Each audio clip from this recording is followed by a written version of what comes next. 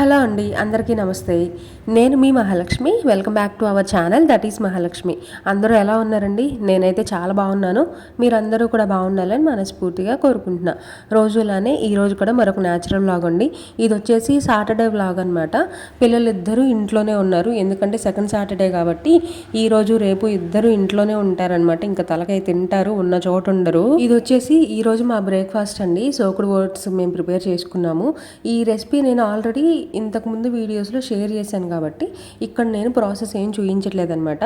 ముగ్గురికి అంటే పిల్లలకి మా ఆయనకి ముగ్గురికి పెట్టేస్తున్నాను. నేను తర్వాత తిందాంలే అని చెప్పేసి ఫస్ట్ వాళ్ళకైతే పెట్టిస్తున్నాను. ఈ ప్రాసెస్ ఇదంతా కావాలంటే మన వీడియోస్లో ఉంటుందండి. ఇప్పుడు ఎక్కడ ఎత్తుక్కుంటాం, బ్రీఫ్గా చెప్పమంటే ఇప్పుడే చెప్పేస్తా. ఏం లేదు, ఓట్స్ అని కొన్ని డ్రై ఫ్రూట్స్, తర్వాత బనానా, కొంచెం బెల్లం అండి ఈరోజు యాడ్ చేశారు ఈయన. నేను మామూలుగా అయితే బెల్లం అసలు వేయను. ఇది ప్రిపేర్ చేసింది మా ఆయన అండి, అందుకనే చెప్పి ఆయనకి స్వీట్ సరిపోలేదంట, బెల్లం వేసుకున్నారు. నేనేం చేస్తానంటే స్వీట్ సరిపోకపోతే ఒక 2-3 డేట్స్ ఎక్కువ వేస్తాను. తర్వాత కిస్మిస్ ఉంటాయి కదా, కిస్మిస్ కొంచెం ఎక్కువ వేసుకుంటా. అప్పుడు స్వీట్నెస్ అనేది యాడ్ అవుతుంది. బెల్లం అనేది అసలు వెయ్యను నేను. ఇంకా కొంతమంది దీంట్లో హనీ కూడా యాడ్ చేసుకుంటారండి. నేనైతే అసలు హనీ కానీ బెల్లం కానీ ఏమీ యాడ్ చేయను. నేను అన్నీ చూసుకొని వేసుకుంటాను కాబట్టి నాకు సరిపోతుంది. అంటే వాళ్ళు కూడా తినడానికి ఈజీగా ఉండేలాగే ప్రిపేర్ చేస్తాను. ఈయనకి ఏంటంటే 1-2 స్పూన్లు టేస్ట్ చేసి చూస్తే సరిపోలేదంట, అందుకని చెప్పేసి బెల్లం యాడ్ చేశారు. స్వీట్ సరిపోలేదు, పిల్లలు తినడానికి ఈజీగా ఉండదు వాళ్ళకి. అంటే పిల్లలు కొంచెం స్వీట్ ఎక్కువ ఉందనుకోండి ఇష్టంగా తింటారు కదా, అందుకని చెప్పేసి కొంచెం బెల్లం యాడ్ చేశాను అని చెప్పేసి చెప్పారు. నేను మార్నింగ్ కొంచెం బిజీగా ఉన్నానండి, కొంచెం వర్క్ ఉంది. రోజు చేసే వర్క్ కంటే కొంచెం ఎక్కువ ఉందనమాట. అందుకని ఎలాగో వర్క్లో ఉన్నాను కదా అని చెప్పేసి ఈయన కొంచెం ప్రిపేర్ చేసి ఇచ్చారు. అదంతా కూడా పెద్ద పెద్ద వంటలు చేయమంటే ఏమీ చెయ్యర్లే కానీ ఇలాంటి ఈజీగా కొంచెం ఫాస్ట్గా అయిపోయేవి అంటే 1-2 సార్లు నేను చేస్తుంటే చూస్తారు కదా, అన్నీ మిక్స్ చేయడమే కదా, ఏమేమి ఎంతెంత వేయాలో చూసుకొని మిక్స్ చేయడమే కదా, పెద్ద ప్రాసెస్ ఏం కాదు కాబట్టి ఇలాంటి వరకు కొంచెం హెల్ప్ చేస్తారనమాట. వంటలు అవన్నీ అయితే ఏమీ రావు. నేను పిల్లలకి ఏమైనా ఫుడ్ పెట్టాలి అని అంటే అది ఫాస్ట్గా అయిపోవాలి, ఆ తర్వాత హెల్తీగా ఉండాలి. ఇవి 2 పాయింట్స్ చూసుకొని నేను పిల్లలకి ప్రిపేర్ చేసి పెడుతూ ఉంటాను. అలా చూసుకొని తయారు చేసిందే ఈ సోకుడు ఓట్స్ అండి. పిల్లలు తినడానికి, మనం తినడానికి, తర్వాత వెయిట్ లాస్కి చాలా బాగా యూజ్ అవుతుంది. అందుకని అంటే మనకి డ్రై ఫ్రూట్స్ కూడా వెళ్తున్నాయి కదా, కిస్మిస్ కానీ బాదం పప్పు కానీ ఇవన్నీ కూడా లోపల బాడీ లోపలికి వెళ్తున్నాయి కాబట్టి హెల్త్కి మంచిది. హెల్త్ వైజ్ చాలా బాగుంటుంది. మనం ప్రిపేర్ చేయడానికి కూడా ఎక్కువ టైం పట్టదు కాబట్టి నేను అప్పుడప్పుడు వీక్లీ వన్స్ కానీ లేదంటే వీక్లీ ట్వైస్ కానీ ఇలా చేసి పెడుతూ ఉంటాను. ఇంకా మార్నింగ్ బ్రేక్ఫాస్ట్ అంటే అదే తినేసాము అందరము. ఆ తర్వాత లంచ్ వచ్చేసి ఈరోజు సాటర్డే కాబట్టి ప్రతి శనివారం కూడా ఇంట్లో పప్పు కానీ పప్పుచారు కానీ ఉంటాయండి. ఇంకా అవి అంతకుమించి ఎక్కువ స్పెషల్స్ చేయడం కానీ ఇంకా వేరే ఇంకా ఏమైనా చేయడం కానీ ఉండదన్నమాట. ఓన్లీ పప్పు లేదంటే పప్పుచారు, ఈ రెండిట్లో ఏదో ఒకటి చేస్తాను. ఈరోజు ఏంటంటే పప్పుచారు చేద్దాము అని చెప్పేసి అన్నీ ముందుగానే రెడీ చేసుకొని పెట్టుకున్నాను అనమాట. అంటే బియ్యం కడిగేసి పక్కన పెట్టేశాను, తర్వాత పప్పు కడిగేసి పక్కన పెట్టేశాను. ఇప్పుడు చింతపండు కూడా కావాలి కాబట్టి మనం పప్పుచారులోకి అది కూడా ముందుగానే వాష్ చేసేసి నానబెట్టి పెట్టుకున్నాను. వంట టైంకి నాకు ఈజీగా ఉండిద్ది అనమాట. అన్నీ అక్కడ మంచిగా రెడీ చేసుకొని పెట్టుకున్నాను అనుకోండి, వెతుక్కునే పని ఉండదు. అందుకని చెప్పేసి మొత్తం కూడా రెడీ చేసుకొని పెట్టుకున్నా. ఇంకా ఏమేమి వెజిటేబుల్స్ కావాలో అవన్నీ కూడా చూసుకొని కట్ చేసుకుంటున్నా అండి. ఇంట్లో సొరకాయ ఉంది, తర్వాత టమాటాలు ఉన్నాయి, పచ్చిమిరపకాయలు, ఉల్లిపాయలు, ఇంక ఇవే ఉన్నాయి. ఇంకా మనకి దీంట్లోకి బెండకాయలు కానీ లేదంటే మునక్కాయలు కానీ ఉంటే చాలా బాగుంటుంది పప్పుచారు. కానీ ఇంక అవన్నీ ఏం లేవన్నమాట. ఉన్న కూరగాయలతో సర్దేద్దాంలే, మళ్ళీ ఇప్పుడు మార్కెట్కి పంపించి తెప్పించడం ఈ గోలంతా ఎందుకు అని చెప్పేసి ఉన్న కూరగాయలతోనే సర్దేస్తున్నాను. ఒక స్టవ్ మీద అయితే రైస్ పెట్టేశానండి, ఇంకొక స్టవ్ మీద పప్పు పెట్టేశాను. అవి 2 ఉడుకుతూ ఉన్నాయి. ఈ లోపల నేను కూరగాయలన్నీ కూడా కట్ చేసుకుంటున్నాను అనమాట. చింతపండు కూడా రసం పిసికేసుకొని పక్కన పెట్టేశాను అనుకోండి, వెంటనే పప్పు ఉడికిన తర్వాత మనం తాలింపు పెట్టుకుంటాం కదా. అంటే ఒక్కొక్కళ్ళు ఒక్కోలా చేస్తారు. నేను ఒకసారి ఏమో మొత్తం ఏమంటారు చింతపండు రసం అంతా తీసేసి దాంట్లోనే వెజిటేబుల్స్ అన్నీ వేసేసి ఉప్పు, కారం, పసుపు అవన్నీ కూడా వేసేసి ముందు బాయిల్ చేస్తానన్నమాట. బాయిల్ చేసిన తర్వాత దాంట్లో మనం పప్పు ఉడకబెట్టుకుంటాం కదా, ఆ పప్పు కూడా వేసేసి మళ్ళీ కొంచెంసేపు బాయిల్ చేసిన తర్వాత తాలింపు పెట్టుకుంటాను. కానీ ఈరోజు వేరేలాగా చేస్తున్నాను అనమాట. ఇలా మా అమ్మ చేసిద్ది, 2 రకాలుగా చేసిద్ది. ఒక్కోసారి ఏమో అన్నీ బాయిల్ చేసేసి తర్వాత తాలింపు పెట్టిద్ది, ఒక్కొక్కసారి ఒక్కొక్కసారి ఏమో ముందే తాలింపు దినుసులు అన్నీ వేసేసుకొని వెజిటేబుల్స్ అన్నీ కొంచెం ఫ్రై చేసుకొని దాంట్లో చింతపండు రసం పిసికేసి ఆ తర్వాత మనం ఉడకబెట్టుకున్న పప్పు కూడా వేసేసి కొంచెంసేపు బాయిల్ చేసుకుంటుంది. అంటే ఒక్కోసారి ఒక్కో రోజు ఒక్కోలాగా చేసిద్ది అనమాట. ఈరోజు అంతకుముందు నేను ఆల్రెడీ మామూలుగా చింతపండు రసంలో అవన్నీ కూడా ఉడకబెట్టుకొని తర్వాత తాలింపు వేసుకునే పద్ధతి చూపించాను కాబట్టి ఈరోజు ఏంటంటే ఆయిల్లో మొత్తం వెజిటేబుల్స్ అన్నీ కూడా ఫ్రై చేసుకొని తర్వాత చింతపండు రసం ఇంకా పప్పు వేసుకునే ప్రాసెస్ ఉంటుంది కదా, అది చూయిద్దాము, అలా చేద్దాము ఒకసారి అని చెప్పేసి అలా ట్రై చేస్తున్నాను. ఇవి వచ్చేసి సాంబార్ ఉల్లిపాయలండి, ఎంత బాగుంటాయో. నాకు మా ఆయనకి ఇష్టం అనమాట. నాకన్నా ఎక్కువ మా ఆయనకి ఇష్టం సాంబార్లో ఇలా చిన్న చిన్న ఉల్లిపాయలు నంచుకొని తినడం అంటే.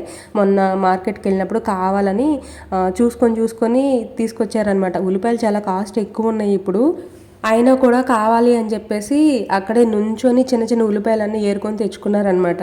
నేను ఎప్పుడు ఇంట్లో పప్పు కానీ పప్పుచారు కానీ చేసినప్పుడు పిల్లలు రోజు తినేదానికంటే ఒక ముద్ద ఎక్కువే తింటారనమాట. వాళ్ళకు కూడా నచ్చిద్ది. పిల్లలు అంతే కదా, రసం కానీ పప్పుచారు కానీ పప్పు కానీ, అంటే పప్పు అంటే ముద్దపప్పు కానీ చేసాము అని అంటే ఆ రోజు చాలా ఇష్టంగా తింటారు. కొంచెం నెయ్యి వేసి ఇచ్చామంటే చాలా ఇష్టంగా తినేస్తారనమాట. మనం పెట్టినట్టు పేర్లు పెట్టకుండా తినేస్తారు. అన్నట్టు ఇంకొక విషయం అబ్బా, ఎవరైనా మన ఛానల్ని ఫస్ట్ టైం చూస్తున్నట్లయితే మన ఛానల్లోకి వెళ్ళండి, ఒక 2-3 వీడియోస్ చెక్ చేసి బాగున్నాయి అని అంటే ఒక చిన్న లైక్ ఇవ్వండి. సబ్స్క్రైబ్ చేయడం మాత్రం అస్సలు మర్చిపోవద్దు. ఇంకా పక్కనే ఉన్న బెల్ ఐకాన్ క్లిక్ చేసి ఆల్ సెలెక్ట్ చేసుకోండి. నేను ఎప్పుడు వీడియోస్ పెట్టినా కూడా వెంటనే మీకు నోటిఫికేషన్ వస్తుంది, చూసేయచ్చు మిస్ అవ్వకుండా. ఇంకొక విషయం ఏంటంటే కామెంట్ కూడా చేయండి అబ్బా, అసలు మన వీడియోస్ ఎలా ఉంటున్నాయి, ఏమైనా బోర్ కొడుతుందా, ఇంకేమైనా చేంజెస్ చేసుకోవాలా అనేది కూడా కామెంట్ చేయండి. అలా అని బట్టలు మూట కట్టండి ఇలాంటివి అయితే ఏం చెప్పకండి, ఎందుకంటే నాకు రీసెంట్ టైమ్స్లో కొంచెం అడుగుతూ ఉన్నారనమాట, ప్యాకింగ్ వీడియో చేయండి, అది చేయండి, ఇది చేయండి అని చెప్పేసి. ఆల్రెడీ నేను అవన్నీ చేసేసానండి. అలా కాకుండా ఇంకొంచెం ఏమైనా బెటర్గా చేంజెస్ చేసుకోవాల్సినవి ఏమైనా ఉంటే సజెషన్ ఇవ్వండి, అంతేగాని పిచ్చి పిచ్చి కామెంట్స్ అయితే పెట్టకండి అబ్బా. నేను అసలు ఫస్ట్ యూట్యూబ్ స్టార్ట్ చేసినప్పుడే నేను అనుకున్నది ఏంటంటే నెగిటివ్ కామెంట్స్కి పెద్దగా రియాక్ట్ అవ్వద్దు అని. అలానే నేను ఎవరైనా నెగిటివ్ కామెంట్స్ పెట్టినా కూడా వాళ్ళకి హార్డ్గా రిప్లై ఇవ్వడం అలా నేనేమి ఎప్పుడూ చేయలేదనమాట. నాకు గుర్తున్నంత వరకు, నాకు తెలిసినంత వరకు అయితే స్మూత్గానే హ్యాండిల్ చేశాను. ఒకవేళ కామెంట్స్లో ఏమైనా పిచ్చి పిచ్చిగా ఉంది, వాళ్ళు పెట్టిన కామెంట్ నాకు నచ్చలేదు అని అంటే బ్లాక్ చేసిన వాళ్ళు కూడా ఉన్నారు. వాళ్ళని అంటే మళ్ళీ మన ఛానల్లోకి రాకుండా కామెంట్ పెట్టకుండా బ్లాక్ చేశానండి కొంతమందిని. ఏది మంచి వైరల్ అయిన టైంలో, మంచి వ్యూస్ వస్తున్న టైంలో కొంతమంది పిచ్చి పిచ్చి కామెంట్స్ పెడితే వాళ్ళని నేను బ్లాక్ చేశాను. ఇంకొక విషయం ఏంటంటే ఎవరైనా నచ్చని కామెంట్ పెట్టారనుకోండి, వాళ్ళకి రిప్లై ఇవ్వడం నాకు ఇష్టం లేకపోతే అలానే వదిలేను. జస్ట్ వాళ్ళ కామెంట్ ఏదైతే ఉందో దాన్ని కొంచెం లైక్ చేసేసి రిప్లై ఏమీ ఇవ్వను అనమాట, లైక్ చేస్తాను అంతే. ఒకరితో కంపేర్ చేసుకోవడం అని కాదులే కానీ దేవుడి దయ వల్ల ఇప్పటి వరకు అయితే మనకి మరీ ఇబ్బంది పెట్టేంత, మైండ్ని పిండేసేంత పిచ్చి పిచ్చి కామెంట్స్ అయితే రాలేదండి. సాధ్యమైనంత వరకు మనకు జాగ్రత్తగానే కామెంట్స్ వస్తాయి. మరి ముందు అయితే తెలియదు కానీ ఇప్పటి వరకు అయితే చాలా పొలైట్గా చెప్తారండి. ఏమైనా తెలియకపోయినా కూడా నాకు సబ్స్క్రైబర్స్ కానీ లేదంటే ఇంకా ఉంటారు కదా యూట్యూబర్స్ కానీ, ఎవరైనా తెలియకపోతే చాలా పొలైట్గా చెప్తారు కామెంట్స్లో అయినా పర్సనల్గా అయినా. నాకు హార్డ్గా చెప్పేవాళ్ళు కానీ లేదంటే పిచ్చి పిచ్చి కామెంట్స్ పెట్టేవాళ్ళు కానీ ఇప్పటి వరకు అయితే తగలలేదు. మరి ముందు ఎలా ఉంటుందో నాకు తెలియదు. అంతా బాగుండాలనే కోరుకుంటాం. ఏమైనా సరే ఎలా చెప్పాలో అలా చెప్తాం అనమాట ఆన్సరు. తర్వాత ఇక్కడ వడియాలు నేను మొన్న చెప్పాను కదా మీకు, వడియాలు తీసుకొని వచ్చాము అని చెప్పేసి. జనరల్గా గొట్టాలు ఏంటంటే ఎల్లో కలర్లో ఉంటాయి, కంప్లీట్ ఎల్లో కలర్లో ఉంటాయి. ఇవి ఏంటంటే కలర్ వేయనవంట, అందుకని కొంచెం తెల్లగా ఉన్నాయి. పప్పుచారులోకి బాగుంటాయి కదా అని చెప్పేసి వేయిద్దామని పక్కన పెట్టాను. నువ్వు ఇటు వచ్చావండి ఇవ్వను,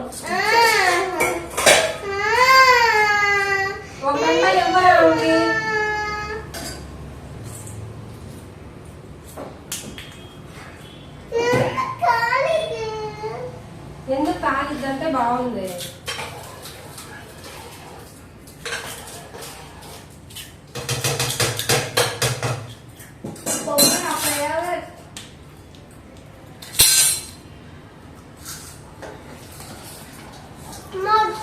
పిల్లలు ఇంట్లోనే ఉన్నారు, కానీ సౌండ్ ఏం రావట్లేదు అని అంటే నేను మ్యూట్లో పెట్టానండి. అందుకని మీకు వాళ్ళు చేసిన గొడవ కానీ వాళ్ళు సతాయించేది కానీ ఏమీ వినపడలేదనమాట.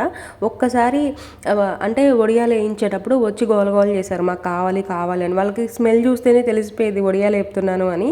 ఆ స్మెల్కి ఒకళ్ళ తర్వాత ఒకళ్ళు వచ్చేసి మాకు కావాలి, మాకివ్వు అని చెప్పేసి తీసుకొని వెళ్ళి తింటూ ఉన్నారనమాట.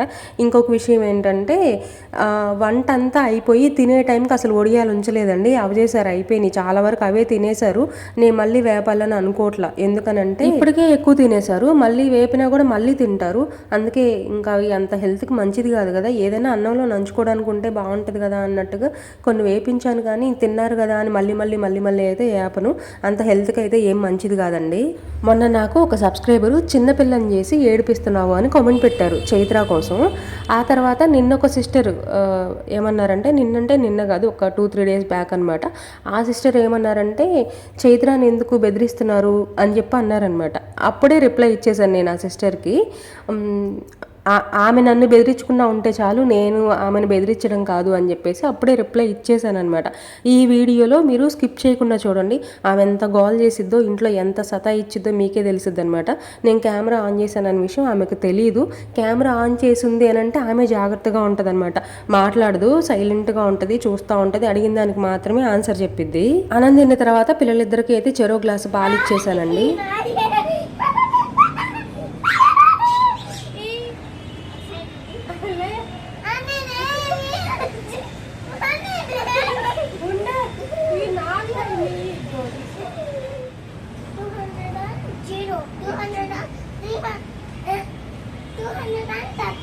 Only 230, but see, 700. Give me. You give me. Give మొత్తం నా డబ్బులు. తీసుకో.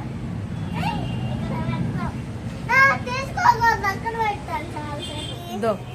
కొండి మొహంది, పిచ్చి మొహంది, అన్ని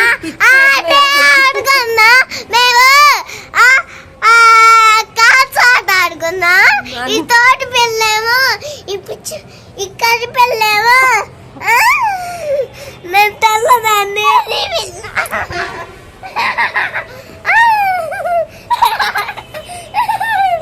నా పాటికి నేనేదో కూర్చొని ఎడిటింగ్ అది చేసుకున్నంటే అమ్మ ఆడుకుందాము అని చెప్పేసి పిలిచింది. సరే పిలిచింది కదా అని చెప్పేసి వెళ్తే కార్డ్స్ అన్నీ తొండాట ఆడుతుందనమాట, పిచ్చాట. కార్డ్స్ నాకు ఇవ్వదంట, అన్నీ లాగేసుకుంటుందంట. ఏదో పిల్లలతో కొంచెంసేపు అట్లా ఆడతాను, నేనే గెలవాలి అట్లా ఏం కాదనమాట, ఏదో కొంచెం ఫన్గా వాళ్ళకి టైంపాస్ అవుతుందిలే అన్నట్టుగా చైత్రతో పాటు కొంచెంసేపు ఆడుకున్నా. చిద్వి అయితే లేడండి, వాడు సైకిల్ తొక్కోవడానికి వెళ్ళాడు. చూశారు కదా రాకాష్ దిందండి ఎంత బెదిరించిందో. చైత్ర అనింది కదా తోటి పిల్ల, కర్రి పిల్ల, అవన్నీ కూడా నేను చైత్రాన్ని తిట్టే తిట్లు అనమాట. చిద్వి కొంచెం ఎర్లీగా లేస్తాడు కదా, తోటి పిల్లోడు చూడు ఎలా లేచాడో, ఎంత ఫాస్ట్గా రెడీ అయ్యాడో అని చెప్పేసి చైత్రాన్ని నేను తిట్టే తిట్లు అవన్నీ కూడా. ఇంకొకటి ఏంటంటే చిద్వి కొంచెం కలర్ ఉంటాడు, చైత్ర ఏంటంటే కొంచెం స్కిన్ కొంచెం డార్క్ ఉంటుంది అనమాట. అందుకని చెప్పేసి మేము కర్రిపిల్ల అని చెప్పేసి అంటూ ఉంటాం.